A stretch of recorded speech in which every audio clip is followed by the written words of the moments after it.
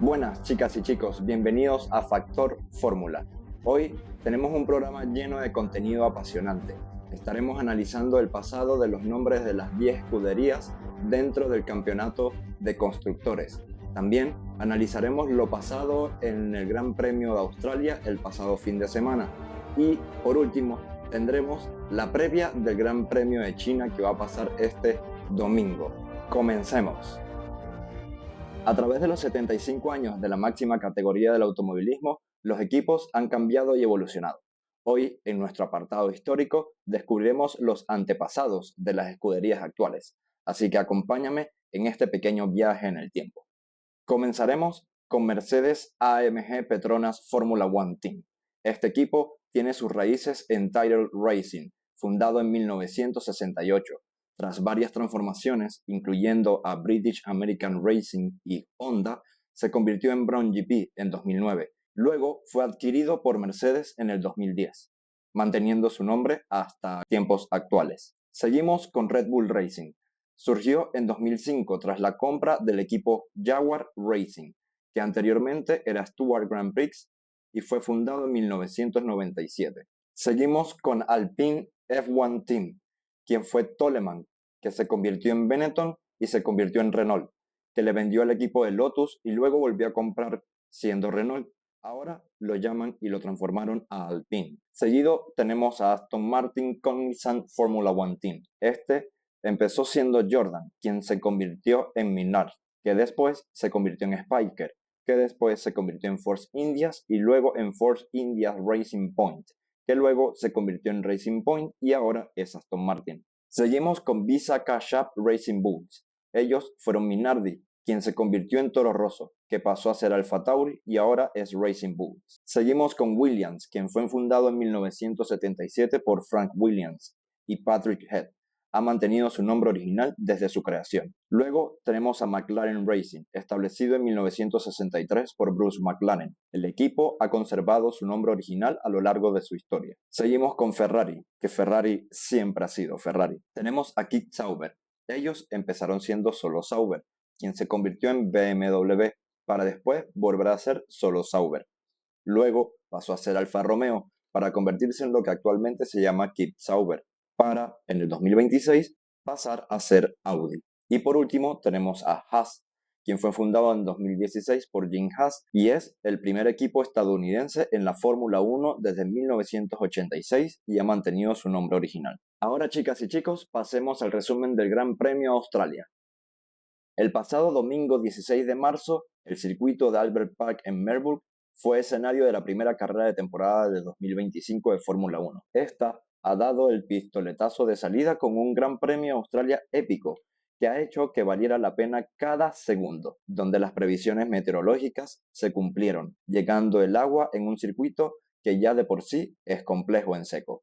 Una lluvia inicial, suelo secándose progresivamente, paso a un neumático de seco con un pequeño carrilillo, casi inmediatamente una tormenta repentina que lo puso todo patas arriba, cuando la calma parecía empezar a llegar a la carrera y un sprint final contrarreloj. Jamás dio respiro hasta que cruzaron la línea de meta. Hemos sido testigos de adelantamientos descomunales, errores de conducción, pifias estratégicas, actuaciones estelares, otras decepcionantes, grandes titulares y en general vamos a repasar un poco con ciertos detalles en este video. Tenemos que empezar por Lando Norris, de McLaren, quien se llevó la victoria en una carrera emocionante. Dentro de la escudería de Woking se completó una carrera brillante, a pesar de toda la presión que trataban de ponerle por detrás en la salida, en las múltiples relanzadas, en los momentos críticos de la carrera como el cambio de condiciones que no fue nada fácil. La fiesta no pudo ser completa para McLaren, algo que sucedía eventualmente en 2024, a pesar de que tenían ritmo de sobra para este doblete. El problema llegó con la lluvia y en la salida de pista de ambos McLaren, viéndose sorprendidos de la nada con las condiciones repentinas, trompeando en la pista y Oscar Piastri quedándose encallado en la hierba. Pudo sacar su coche con mucha inteligencia, pero perdiendo mucho tiempo por el camino, algo que le sentenció, solo permitiéndole el ascender agresivamente con rabia hasta el noveno, al menos llevándose unos puntos que luego podrían ser importantes. Debemos destacar a Max Verstappen de Red Bull, quien logró mantener el segundo lugar. Un Max que cuando más se complicó la pista, más se agarró a ella, para aguantar, superando a Piastri, aprovechándose de ese error del australiano y casi adelanta a Norris, teniendo un último stint muy fuerte presionando a Norris por la victoria. Lawson completa su fin de semana horrible en el debut con Red Bull. Salió desde el pit lane, tuvo un ritmo pobre, solo siendo capaz de superar al Haas de Ocon, no siendo capaz de acercarse al Sauber de Bortoleto, trompeando cuando llegó la lluvia, que fue el anticipo de la pérdida de control definitiva del RB21, a la salida de la curva 1 estampándose contra las protecciones y terminando allí su carrera total y absoluto desastre. Mientras que George Russell de Mercedes completó el podio en tercera posición, sin hacer mucho ruido, pero con un temple y constancia a prueba de bombas, sumando para una Mercedes operativamente acertada. Lo llevaron a sumar el primer podio del año aprovechando la caída de Piastri y las pifias por detrás de equipos y pilotos rivales para mejorar su comodidad. El rookie Kimi Antonelli de Mercedes finó en una destacada cuarta posición, después de que se revirtiera una sanción en su contra, siendo el piloto del día, con una exhibición brutal. El joven perla italiana empieza a mostrar talento que atesora. No podrías imaginar que en el Albert Park, con condiciones cambiantes, un debut más desafiante lo superó con una seguridad, una facilidad que asombra y lo que no pareció ser su primera vez saliendo desde el puesto número 16, tras los daños que había obtenido su coche, los cuales le hicieron minimizar su potencial en quali. Dio un espectáculo en las primeras vueltas, ascendiendo 3 posiciones en la salida y progresivamente sintiéndose como en casa en un escenario difícil, superando a Hülkenberg, a Stroll, presionando a Fernando Alonso, cambiando a seco y volviendo intermedios efectivamente en el momento que tocaba para proseguir con la cabalgada, desde el quinto lugar superando a Alex Albon de forma precisa e incluso, ojo con esto, recortándole tiempo a Russell en las últimas vueltas, rondando por ejemplo la última casi 5 décimas más rápido. Pasando a Williams, Albon no ha tardado nada en dejar su sello y estamos deseando seguir viendo muchos más de él. Que nos siga haciendo disfrutar de esta manera. Una maravilla de Williams que consigue pescar en río revuelto, con un Albon que superó incluso su posición de quali para llegar cuarto a las puertas del podio, aguantando los embistes de Hamilton, pero lastimosamente se le devolvió a la quinta posición. Carlos Sainz, por su parte, acabó su carrera después de la primera vuelta, en la última curva, perdiendo el coche violentamente en un error que puede ser provocado, según reporta el mismo piloto español, por un problema en la entrega del par de su unidad de potencia. Esta fue una carrera bastante comedida para Aston Martin, que se ve recompensada por la supervivencia de Lance Stroll, que le catapultó al sexto puesto, que consiguió confirmar en el último stint, aún viéndose presionado por un Sauber a final de carrera. Alonso ascendió 2 posiciones en los primeros metros, presionando al Alpine de Gasly. Mientras intentaba hacerlo de forma más agresiva, cometió un error al verse sorprendido por la grava que había dejado previamente el francés a su paso. Aquí perdió el control del MR25 violentamente impactando contra el muro, terminando así su carrera, algo poco común en el español, pero que al final llegó. Pasando a Sauber, Nico Hülkenberg es uno de los pilotos del día. Hizo valer su experiencia, su rocosidad, que es vida para los equipos de la zona media, para así conseguir para Sauber en esta carrera más puntos que en toda la temporada 2024 y el mejor resultado desde 2022. Lo de Ferrari ha sido un esperpento. Todo lo que podía salir mal, salió mal. Todo ha salido fatal. Aproximación al fin de semana errónea, cambiando la configuración. Han confirmado que el problema es que siempre se disputó la carrera en suelo semihúmedo, nunca completamente mojado, donde habrían hecho valer dicha puesta en punto. Esto es una pifia clamorosa de base. Esto dejó a Leclerc octavo y a Hamilton décimo. Para Alpine, una oportunidad perdida. Gasly mantuvo posiciones en la salida y así hasta el final de la carrera, de forma sólida, gestionando muy bien las gomas, pero fallaron estratégicamente siguiendo la misma estrategia de Ferrari, y Gasly cometió un error de conducción que le hizo ser superado por ambos pilotos de rojo, adicionalmente saliéndose fuera de la zona de puntos entre una cosa y otra. Doohan comete el primer gran error de la temporada en este primer Gran Premio. Tras la salida, perdió el control del monoplaza, estampándolo contra las protecciones, que lo hizo terminar su carrera en las primeras vueltas del Gran Premio. Y para que veamos lo fácil que era tirarlo todo por tierra al más mínimo fallo, tenemos el ejemplo de Racing Bull y de Tsunoda. Todo el fin de semana impoluto, hasta la vuelta 44, donde incluso recuperó la posición que perdió en la salida con Leclerc. Súper sólido el japonés. Pero volvió la lluvia y Racing Bulls la pifió, siguiendo la misma estrategia de Ferrari, aguantando bajo la lluvia con los neumáticos de seco, cayendo fuera de la zona de punto, algo que no se pudo solventar en el último sprint. El rookie Hadjar no pasó de la vuelta de formación, en un momento que nos destrozó, un error absurdo de piloto novel, dando demasiado gas con neumáticos helados en condiciones complicadas que le hizo acabar en el muro y llorando totalmente desconsolado. Y terminamos con Haas, quien tuvo un fin de semana espantoso con Ollie Berman fuera de las sesiones por romper el coche. Luego, por problemas en la caja de cambios y Ocon sin ritmo en total. La clasificación del Mundial de Constructores tras esta primera carrera muestra un empate entre McLaren y Mercedes con 27 puntos cada uno, seguidos por Red Bull con 18 puntos. Shanghái es una carrera que nos ha regalado resultados sorprendentes en el pasado. En esta oportunidad regresa por segundo año consecutivo a la Fórmula 1 con el formato de carreras sprint. ¿Recuerdas que en el episodio anterior te comenté y expliqué qué eran este tipo de formatos y qué eran las carreras sprint? Bueno, si no recuerdas bien la información, regresa al capítulo anterior, repásala y ponte al día para que entiendas todo lo que viene en este fin de semana. Hay que mencionar que uno de los grandes cambios es que después del sprint los equipos tendrán libertad para poder cambiar los ajustes del auto, ya que se levantará el parque cerrado y después de la quali volverán a estar cerrados, teniendo así la oportunidad de cambiar radicalmente de lo que suceda en la carrera de sprint a lo que sucede en la carrera del día domingo. Ha llegado la hora de conocer este circuito por medio de las claves, sectores y datos oficiales del mismo. Esta desafiante pista tiene por nombre Shanghai International Circuit, una pista compuesta de 15 curvas repartidas entre sectores, donde el domingo se deberá dar un total de 56 vueltas para completar la distancia total de carrera de 305 kilómetros, y la carrera sabatina del sprint contará con solo 16 vueltas. Tiene un total de 16 curvas, 9 a la derecha y 7 a la izquierda. La recta más larga, que mide 1.2 kilómetros, está entre las curvas 13 y 14.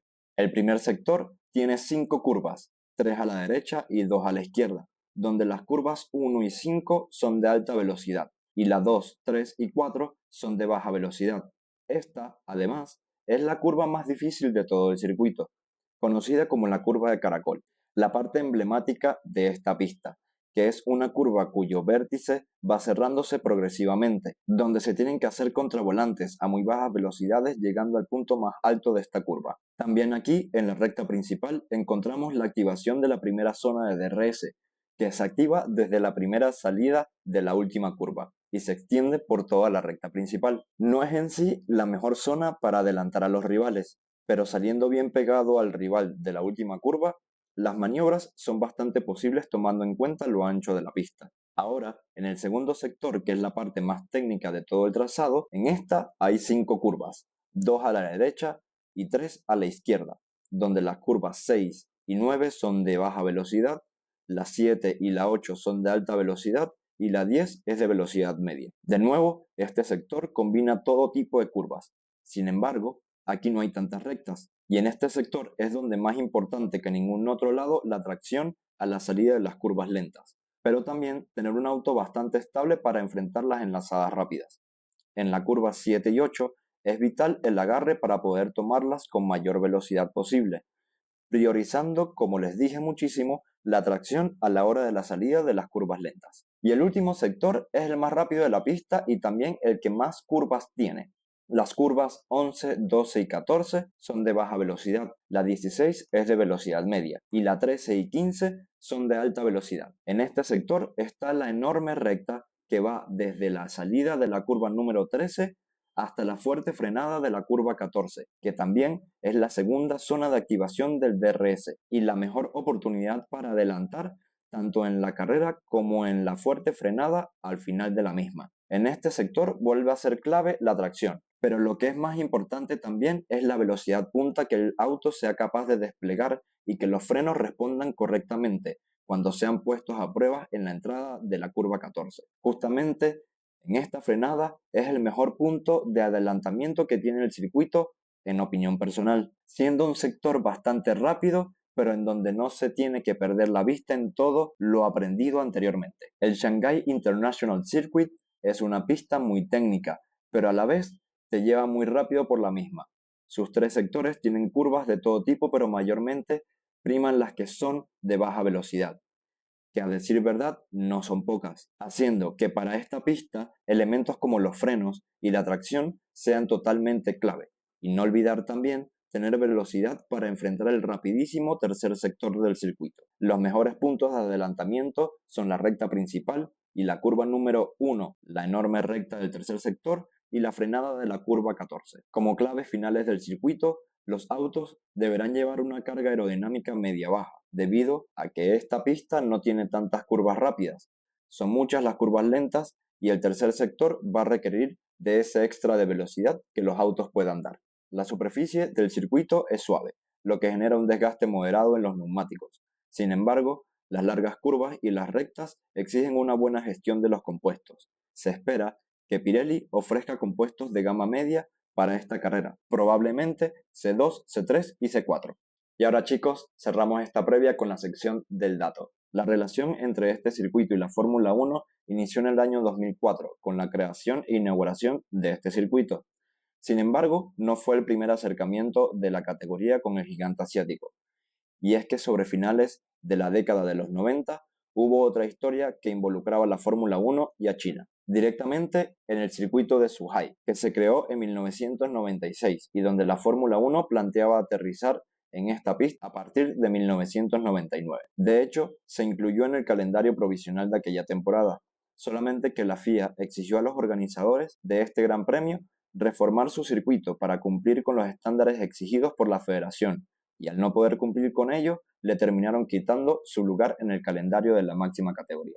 Pero esto lo aprovechó la gente de Shanghái para negociar con la Fórmula 1 y crear un circuito que no reparase en gastos, como una manera de mostrar su ciudad al mundo, creando una pista cuyo coste fue de 450 millones de dólares y que fue construida en una zona que anteriormente a ser un circuito de carreras era un pantano, y que fue diseñada con características sorprendentes, como esa primera sección de curvas, conocida como la curva del caracol, que es de esas curvas que amas u odias. Pocas veces hay un punto intermedio. También notar que la recta del tercer sector mide 1.2 kilómetros, la cual la hace una de las rectas más largas de la Fórmula 1, además de diferentes trazados para diferentes tipos de carreras. Aunando esto, tiene una imponente grada principal y un paddock bastante llamativo, donde cada equipo tiene una pequeña mini isla con su edificio exclusivo para poder trabajar. Como les comentamos, la pista debutó en el año 2004 y el ganador del Gran Premio inaugural fue el brasileño Rubens Barrichello. Ahora, el podio de los pilotos más ganadores de la historia de este Gran Premio es el siguiente. Empatados con 2 victorias,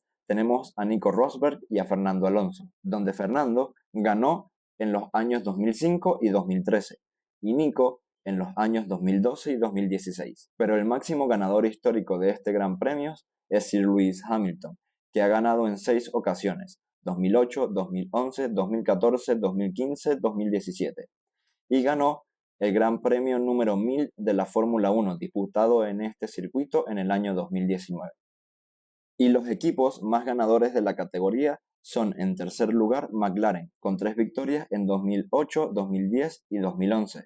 Luego está Ferrari, con la plata cosechando 4 victorias en 2004, 2006, 2007 y 2013. Y el máximo ganador es Mercedes, con 6 victorias obtenidas entre los años 2012 y 2019. Y así, damas y caballeros, con este pequeño dato termina la previa del Gran Premio de China de 2025 de la Fórmula 1. Pero acá es donde te pregunto, ¿cómo crees que será este fin de semana de carrera? ¿Quiénes serán los pilotos que completarán el podio? Te escucho y leo en los comentarios. Recuerden darme un like, lo cual ayudaría mucho al canal. También así, si este video te ha gustado, compártelo. No olvides suscribirte, ya que es muy importante para nosotros. Créeme, esto nos ayudaría mucho al crecimiento en esta plataforma. No olvides también seguirnos en TikTok, Instagram y otras plataformas como Factor Fórmula Podcast. Espero que hayas disfrutado de este episodio y que te sigas uniendo a nuestra comunidad de fanáticos de Fórmula 1. Nos vemos en el siguiente capítulo. Hasta luego.